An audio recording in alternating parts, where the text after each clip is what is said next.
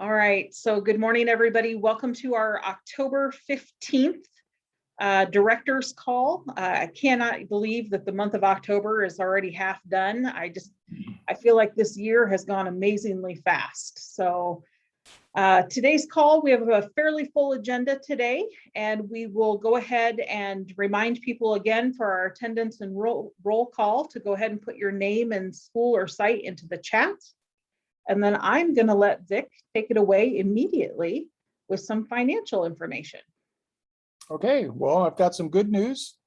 In the latest discussions from Congress, they've proposed an increase for us of $100 million. That would put us at 1.4 billion, and that might get us an extra 100,000. But hey, that's one extra program to get funded. So this is a good trend. I would, like to see more, because we could do more with additional fundings.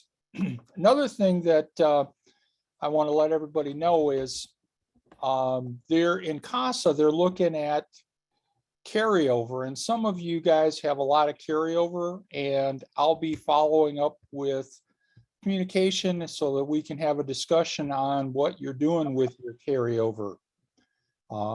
So that's part of our financial oversight, that we're providing you with technical assistance on spending down that carryover. But if you were at the Impact Conference, one thing I had already mentioned was, if there's a staffing shortage, you might want to hire some folks that are just filling in. If you have multiple sites,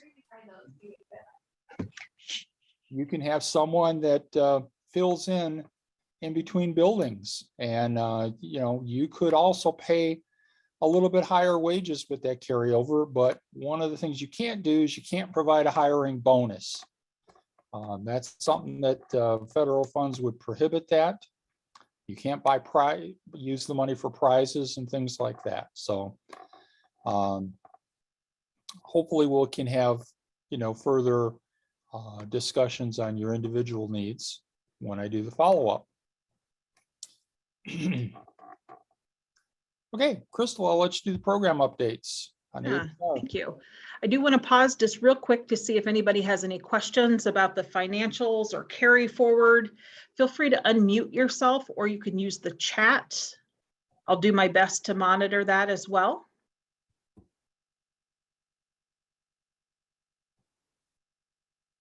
Okay. So right away into our program updates, we always like to start with an APR reminder for you. So the two lines for summer 2020 and fall 2020 are in red because those are completed. So if you have not already started, it might be a good idea for you to start thinking about getting your spring 2021 data into the APR system. That's actually going to be due December 15th. And as I just pointed out at the beginning of the call, these months are just flying by. So, it might be a good idea for you to start thinking about when and how you'll be entering that data in. So again, just a reminder that if you're having trouble with your APR system, if you need to get a new password or restart your system, your man for that job is Tim Glenn. And Vic, do you mind dropping Tim's email into the chat so people have that if they need it? No problem. That'll be a good thing to do then. We'll try to send a reminder out to everybody for that December 15th deadline. But again, just take note of that day right now. Next on our program updates is we have a couple of things that are connected to our committees that I wanted to bring up for information and discussion today. So you heard me mention a while back that the Communications, Sustainability, and Partnerships Committee is really working on some type of an inter-committee or a cross-committee document or reporting tool or something like that, just to do a little bit better job of keeping us all in the loop as to what each of those committees is doing. And then that way, it's a great way for us to be able to support each other better, share the words, share resources and materials with the entire 21st Century Network. So be looking for something for that soon if you are a committee chair. And then if you have any thoughts or ideas you want to share about that, feel free to unmute during this call and share those, or reach out to me through email, and I'll be happy to take your suggestions into consideration. The second thing that I wanted to just kind of open up today, and I realized that this was not part of the agenda that I had sent out earlier this week, is in regards to our program support committee. So our program support committee, we've really been struggling. It's nothing against the people on the committee. It's just that we're not having great attendance at this committee. The discussion has been kind of cycling through, like, what is the role of this committee? What should this committee really be working on or focusing on?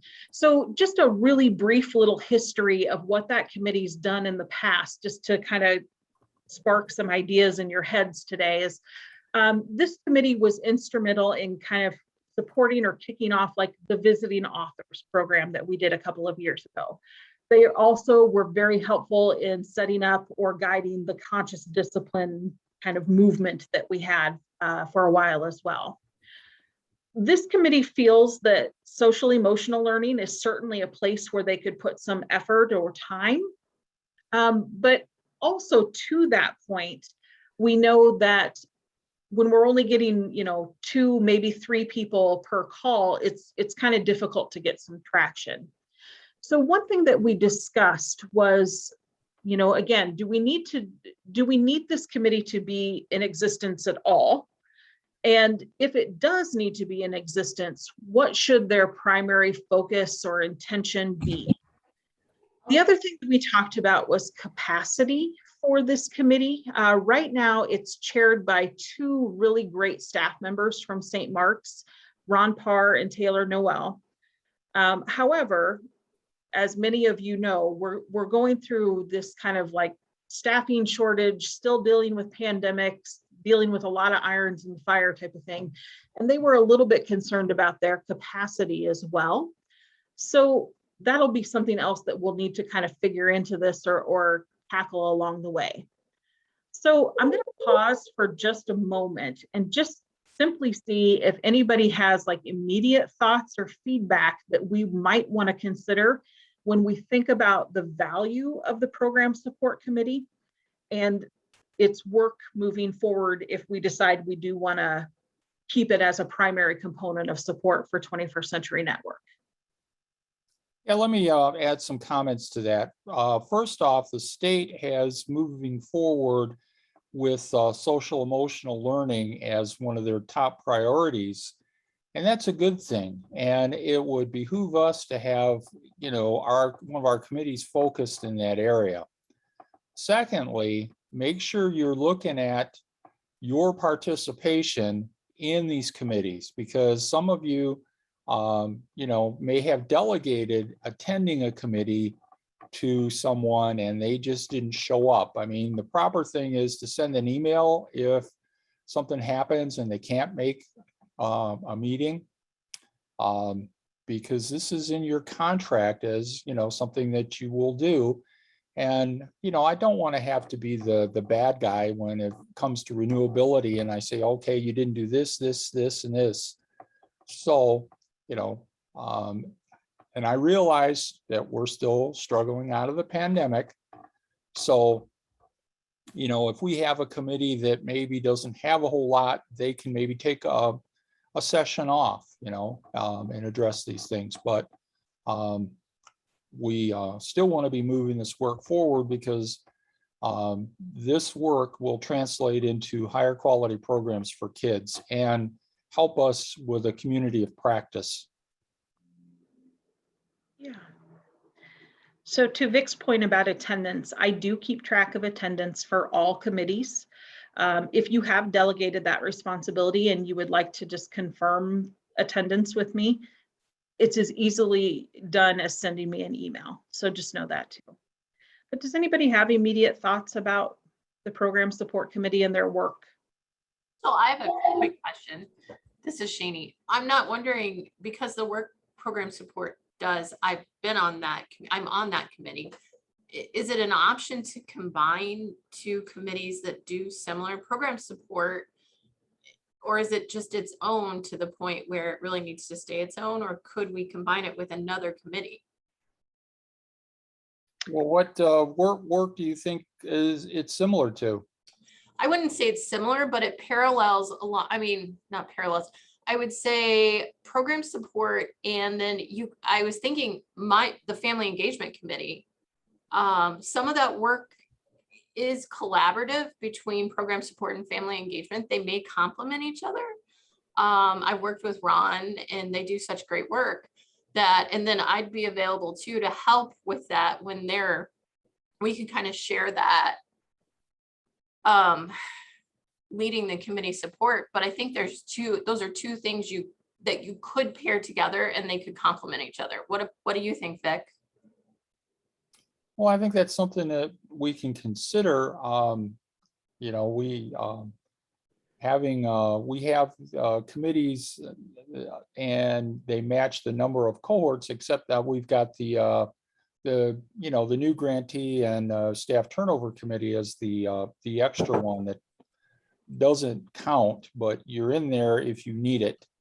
So we don't want to duplicate work. So we're constantly refining these committees. We took some work out of evaluation and I believe we put it into communications this year. did. So, this is ongoing. As our work evolves, we've got to make these adjustments. And so that's why we're bringing this up, so that we can have these conversations and people can think about it and share their feedback. Yeah. And Shani, it's interesting that you brought that up because that is something that we did actually talk about on the committee call this week. Although they suggested that perhaps it aligned more closely with professional development and the work that committee is doing. Yeah. So it really again, does. like when you're looking at this from the top down, so much of this work is interconnected already, which is why the communications committee is trying to work on getting us to better communicate with each other across those silos. But yeah, I think, combining or reshaping is an option. So thank you for that suggestion. Anybody else have immediate thoughts or feedback?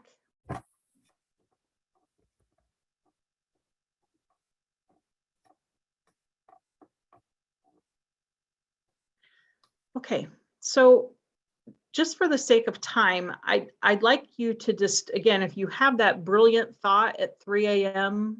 on Saturday morning or whatever, shoot me an email, please, because I would love to be able to talk to some people about this and get some ideas, or a text message or something of that nature, so I think everybody in the state has my cell phone number now, so that'll be good.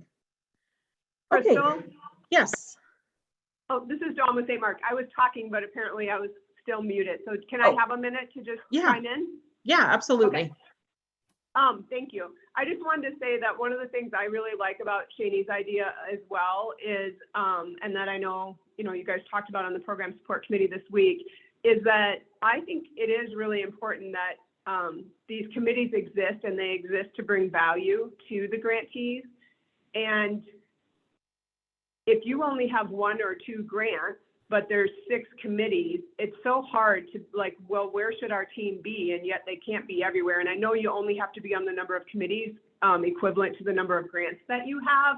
But if the goal is, and I believe it is, to really bring value, the fewer committees, the more easy it will be for people to stay in the loop of what's going on and not feel like they have to find 6 staff to be on 6 different committees.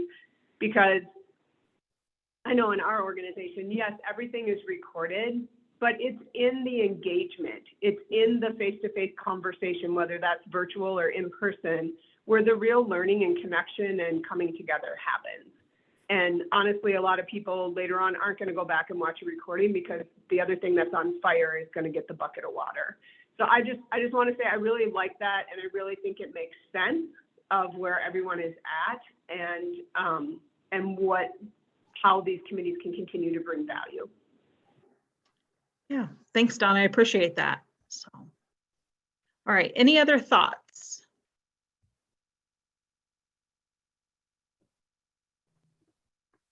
Okay, I'm going to move on for the sake of time. But again, and I did notice I had a couple of emails pop up too, so thank you for that. I appreciate that. Your community partnership and professional development templates were due on September 30th by email to me. I have collected almost everybody. We have just a couple of follow-ups that we need to do. So what I'll be doing next is I'll be combining these documents into a master list that will meet our ESSA requirements. And then I will also be putting together kind of a report, for lack of a better word, to share first with the Professional Development Committee, and then second with this group of individuals regarding professional development. And we'll be able to do some brainstorming for future workshops, presentations, best practice webinars, things like that, that meet your needs then out in the field. So those documents are extremely valuable to us. We appreciate your timeliness in getting those sent in to us. One thing that we did want to note, and I think Vic had a really nice analogy of this, is our partners for this year were pretty minimal, which we expected, because again, when you're dealing with a pandemic, your buildings were closed, people were not able to, be as active or as involved in programming as they had been in the past. But Vic's analogy kind of equated it to relatives. So please still consider that, some of your partners are like many of your family members, where you only saw them once, or you only communicated with them once throughout the year, but they still hold value to your organization. So when you're thinking about your partnerships, you'll want to be sure that you're recording those places that provided the bags for your take-home activities, or provided the activities themselves for the take-home activities. Did you have anybody who led a virtual experience for your kids? Did you have anybody who provided food for your families? Did somebody host an outdoor gathering where people could convene safely? Things of that nature. So as you're thinking about that, if you have edits or adjustments to your partnership list from the 2020-2021 school year, please send those to me. And then moving forward, because most of us have been back to quote unquote normal in everything except maybe the way we use partners and or volunteers, you'll just want to be sure that you're tracking those types of engagements pretty regularly, so that next year when I say to you it's reporting time, I need those documents, you'll have a better handle on who was coming in to support those kids. Any questions about community partnerships or professional development?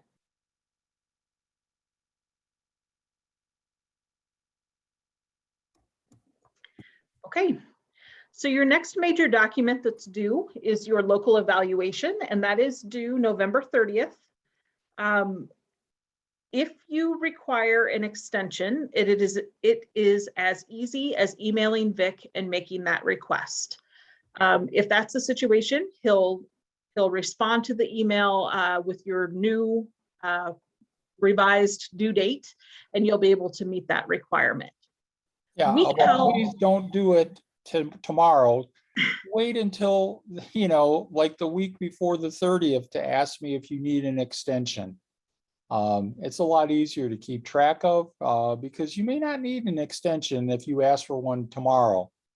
You might get all the work done, and we do those extensions in 30-day increments. So if one's not enough, something happened, your evaluator maybe got COVID, we'll give you another 30 days. We're pretty flexible on that. Yeah. So we did hold our local evaluation webinar. So your local evaluators and the site directors received the calendar invitation for that meeting. That was held on October 7th. We did record that. It can be found at that link on this particular page. It's about 3/4 of the way down the page. Also on this particular page of the website, please note that we have the new template for your local evaluation with the correct dates and things of that nature. We also have, so we have the new template, we have the recording, and we also have the FERPA explained document there that Vic reviewed with this group. I think that was maybe 4 or 5 months ago on this call. That's all centrally located, so you're able to find pretty much everything that you need for local evaluation in one spot. However, if you're having trouble with the website, you're not finding what you need, just reach out to me and I'm happy to directly email you those materials too. Yep. Questions about local evaluation?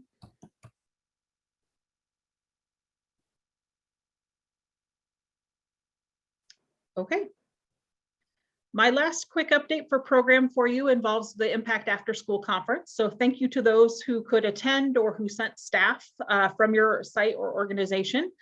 I feel like the conference was kind of a mixed bag this year. Like I feel like the content was pretty good, but unfortunately we had those issues with the microphone and things of that nature. And boy, if you were in the front row, if that it had to listen to me screech for a while, my apologies, folks. So I do want to let everybody know that the conference materials that we were able to, the presentation and handout materials that we were able to secure from our speakers can be found at this link.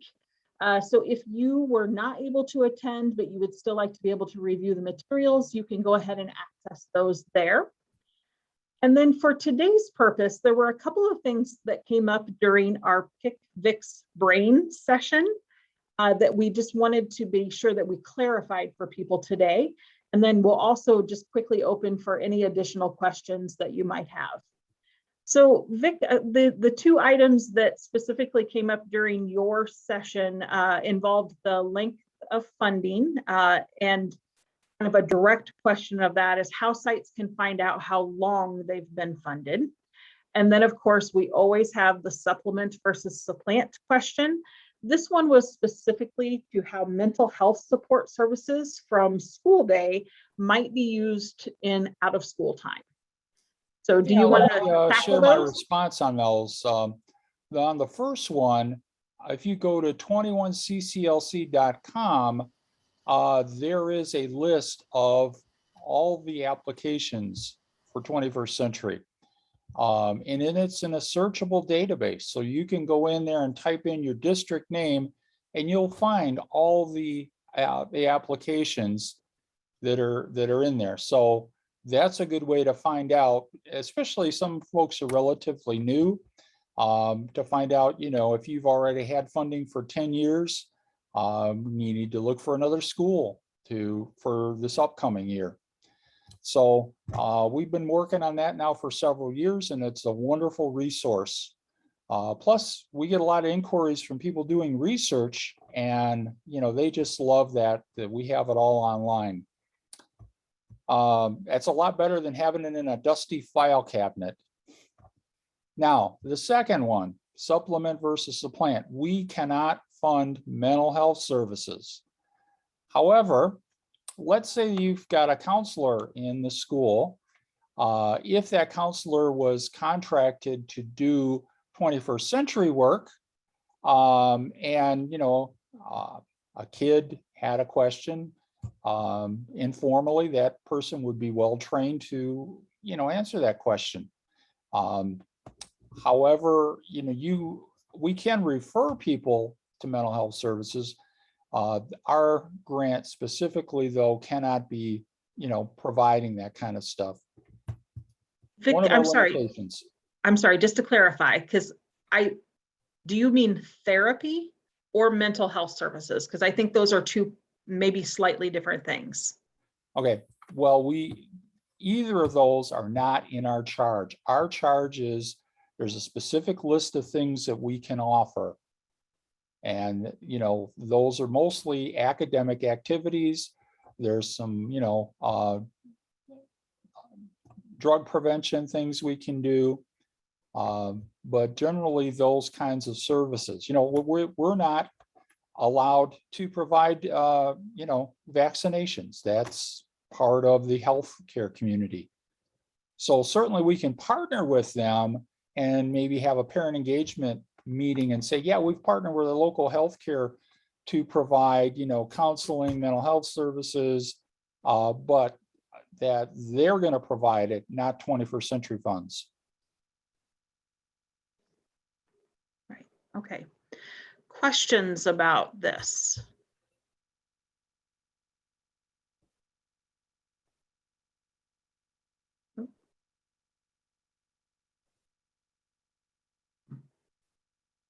Okay, any other questions for Vic today?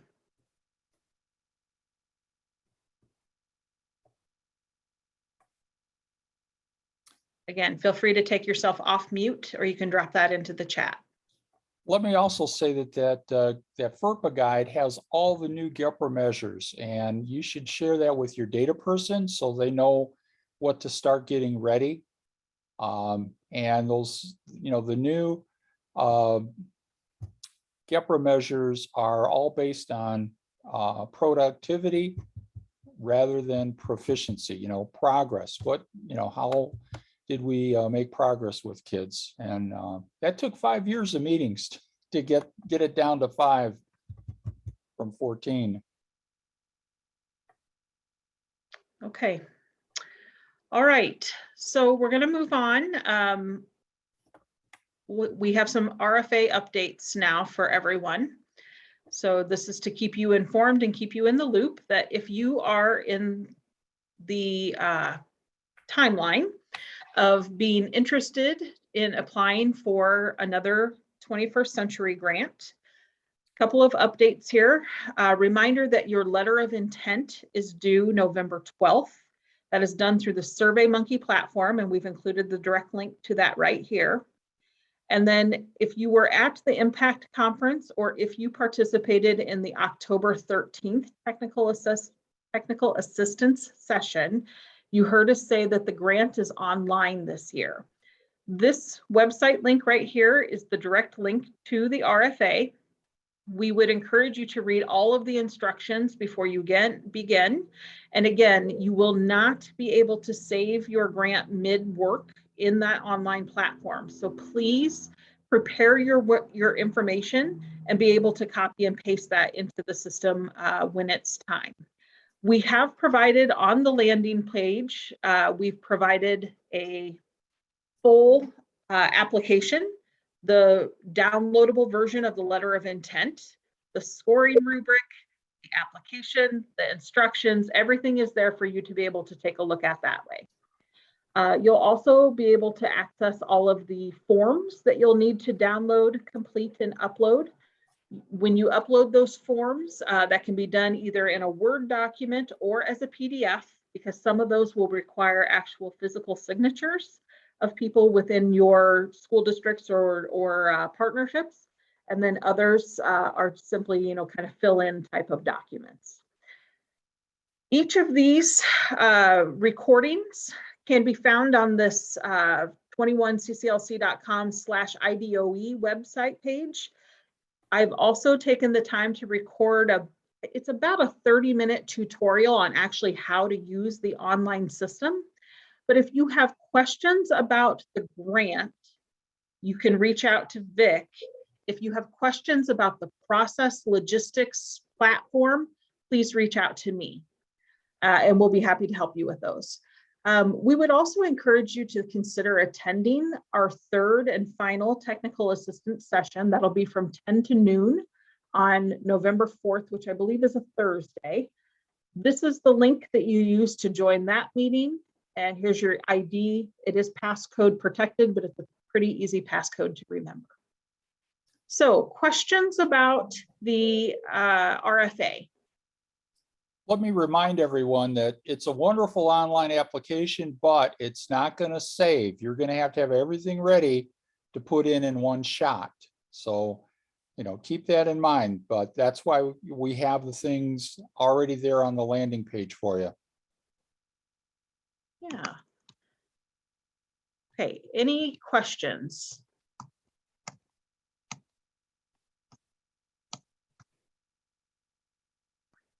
I have a question that's not related to what we were just talking about, but Vic, I had sent you an email that my business manager for the district said that she couldn't get into the CASA claim. Did you get that email? Who's talking? Katie Boatwright, sorry, from Oh. Fairfield. Okay. I don't know if I've got that one. I got another one where somebody couldn't get into the CASA system. So, is this a new person? No, she's been there for a while. She just says it just says that it's not available. Like it's not, she can't get into it for the Q1 claim. Well, that's weird because you get into it for Title I, right? But she said, what did she send me? She sent me, I think she had a picture of, or like a screenshot that she had sent me that said a bunch of them weren't open. Okay. So, why don't Katie? you send me an email again separately? Don't put it in that thread where I sent the reminder, Okay, because that's easy to get lost. In there, send me a one today and I'll see what I can do. Keep in mind now, CASA is not like the previous systems we used. I have a very limited role. Basically, I approve your application, and I've been doing that today. And then I review the claim spreadsheet and the general ledger, and that's about it, you know. So that's the price we pay for taking it online. And beyond that, if there's an issue, I have to report it to, you know, somebody else in the system. okay. But I'm happy to do that. She sent me a Can I screenshot. jump in quick? Well, it just said not opened is what it said. Claim status for Q1 was not open. And my business Yeah, Katie. manager said the same thing. She didn't think it was open yet. This is Dawn. Dawn. Can you guys hear me? Yeah, we can hear you, Don. Go ahead. Okay, I think the problem is that they think they can submit their Q1 claims. The same thing happened to me this week. All that's due by today is our budget, and then those all have to be approved. This is my understanding. And then the Yes. claims don't open until November 1st. So I think we all think we're trying to submit Q1 claims by October 15th. And no, we simply needed to submit the budget by October 15th, and then we have to wait for the claims window to open. Right. Thank you, Don. Yeah, they have these windows and they're very rigid. It's not like the laid back process when you used to just mail me a claim. And when I got it, you know, I'd look at it, and once in a while, if I had a question, I'd call you. Now there are strict windows. Now, the application will last the entire year. So that's what we're doing right now. The claim part will open up, you know, the 1st of November, and that'll be Q1 claims. And then you'll have that window. And if you miss that window, you know, you'll have to wait until Q2 to submit. So it's a little bit different, and we're going to have to get used to using all this technology. But overall, I think it's a little better than the past. Katie and everybody else as well. I just also want to call out, Nicole dropped a note in the chat that she also had some tech issues with the CASA system this week. And she said that she actually had to put in a ticket to get it resolved. So that also might be another road for you to try. So.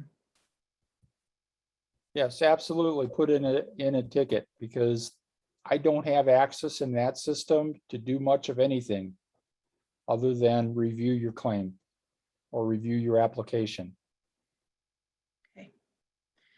All right. Any other questions either about the RFA or CASA?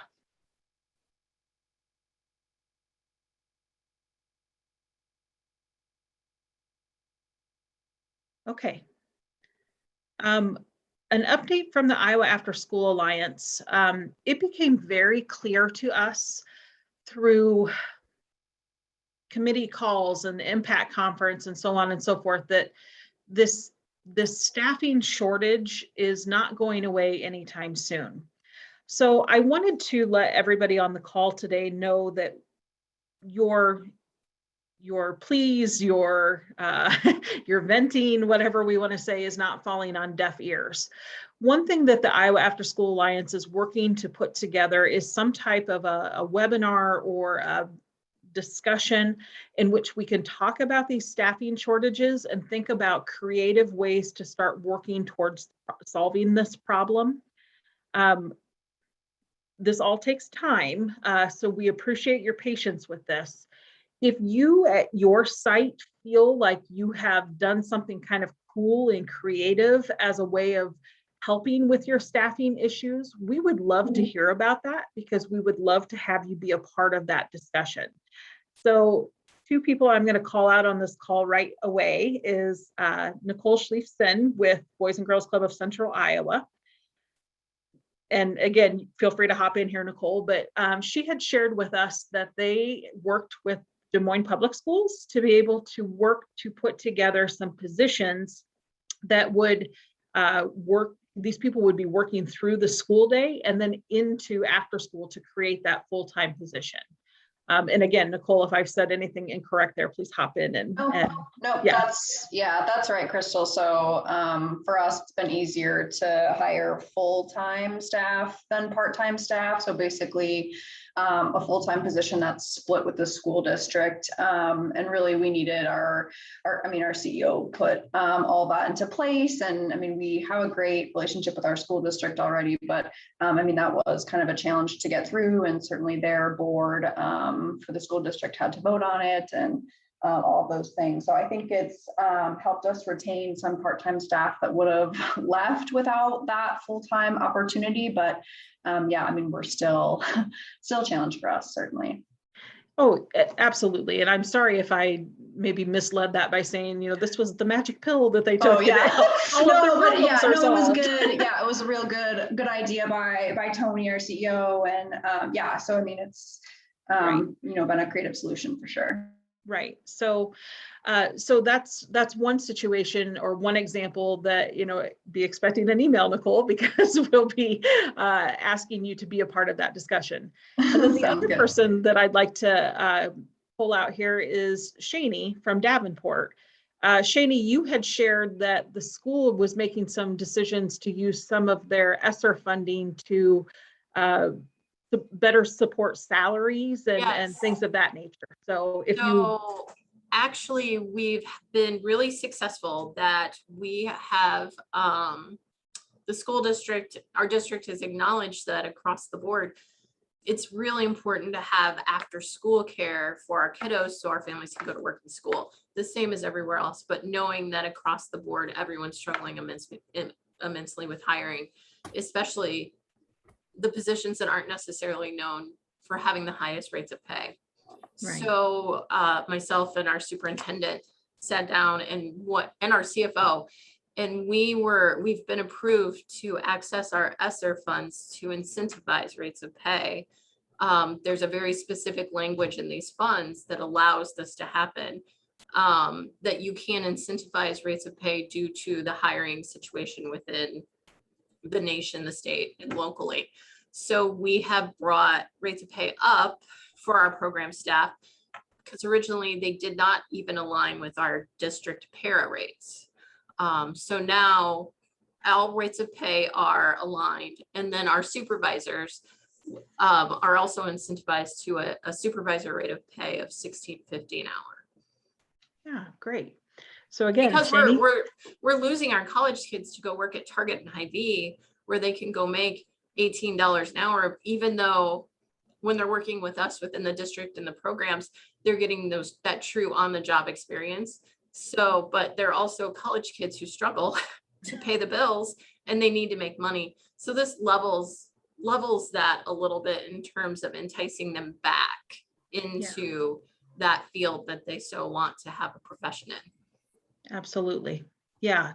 So again, be expecting an email to have further discussion about this. Has anybody else done any unique or interesting strategies, or maybe they're not even unique, maybe they're just kind of back to basics that have really kind of helped with your staffing shortages?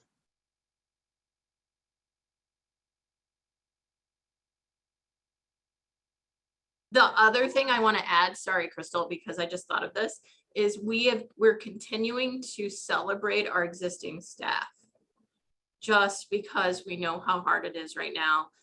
In general, our core day staff that work after school too, and then all of our staff is we're doing anything we can just to celebrate them and keep them centered to the point where if I'm available to work in a program and someone needs the day off, I go work in the program. We're to that point. I've bought a lot of candy this year, and I know that candy doesn't, it doesn't solve everything, but I also know that being like, hey, I really appreciate you. Here's a bag of goodies. It does help. So anything we can do to continue to celebrate and praise and really thank them, that's what we're really focusing on as well. Yeah, absolutely. So, anybody who has ever worked with me in the past knows that kind of my mantra was I'll never ask a staff to do anything that I wouldn't be willing to do myself. So, yeah. So, okay. So we did put a call out to sites in our newsletter that, again, if you have tried something kind of unique or creative for your staffing shortages or to support existing staff, please reach out to me. I'd love to be able to hear about that. I did attend a webinar yesterday that was hosted by the Business Record Group out of Central Iowa, Des Moines, and I might not have the name of that quite correct. But they provided a lot of really interesting insights into this world of work. So I took extensive notes from that call, and we're actually gonna try to reach out to a few of the panelists that were on that call yesterday as well to maybe consider joining this kind of out of school time lens panel discussion too. So thank you for that. Yeah, let me remind you guys of a couple of things. Our program does not require every staff member to be a certified teacher, and you can even reach out to your high school students and offer them an after-school job working in the program. That's allowable. Another thing to consider is, reaching out to your local churches. They may have folks that would volunteer, or maybe a senior who could use a little extra money. Those are, another thing. But if you keep in mind, anybody working in your program, you need to have those background checks. Yes, very important. So, yeah, I don't believe she's on the call any longer, but Nikki from Council Bluffs also shared, and there she is. All right. So, Nikki, do you mind unmuting and just talk about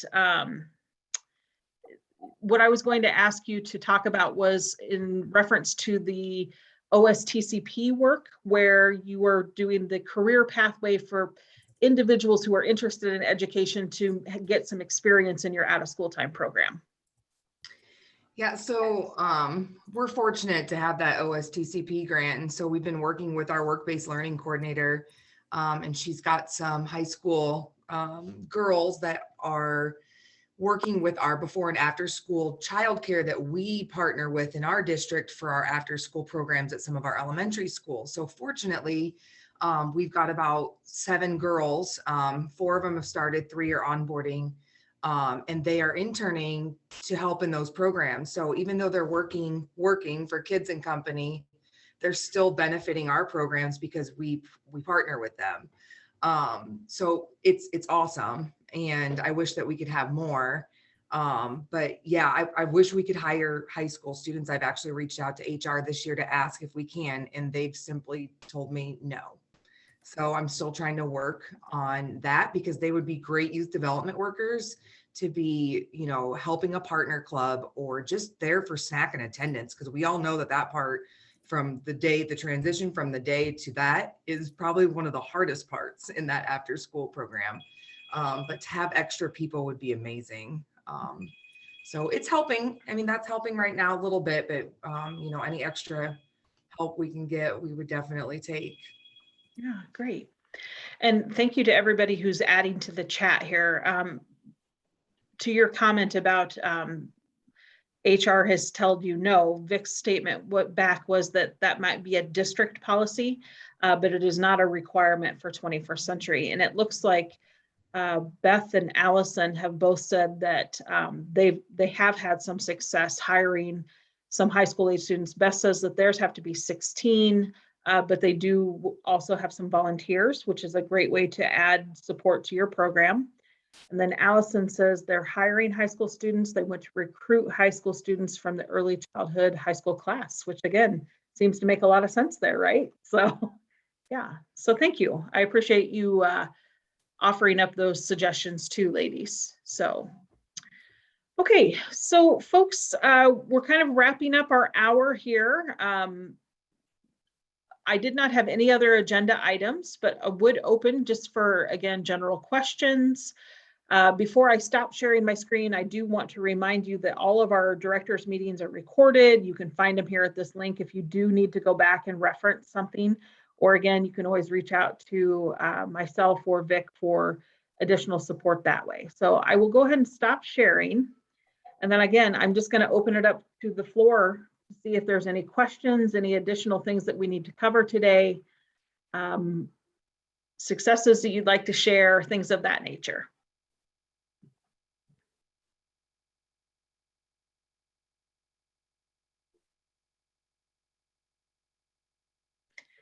Okay, so your friendly reminders, local evaluation, November 30th. If you need that extension, email Vic relatively close to the due date of November 30th to seek that extension. Your spring 2021 data is due in the APR system by December 15th. If you are planning to submit an RFA application this year, your letter of intent is due November 12th. And I feel like I'm forgetting something, but I think that might be all of your due dates there that are coming up fairly quickly. Also, just friendly reminder again, if you're thinking about program support or additional committee work and you have ideas that you'd like to reach out to me with, I'd love to hear those. And again, if you're tackling staffing issues in fun and creative ways, I'd love to hear those too.